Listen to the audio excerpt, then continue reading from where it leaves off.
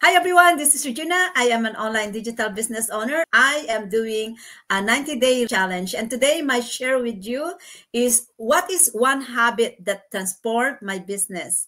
I self-initiate my learning habit. I love and I'm hungry for knowledge. As a self-employed, I am a self-initiator. I initiate my own research.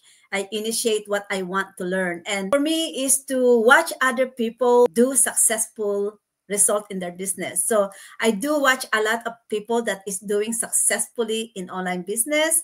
And I also learn and pattern my actions of how I'm going to achieve I need to put things in writing. When I put them in writing, they become tangible. They become something that I can see it, I can touch it, then I can relate better. Now, let me ask you this question. What is your habit that is transforming your result into a successful one? Share that with me at the message button. Also, connect with me and save this video for your future use.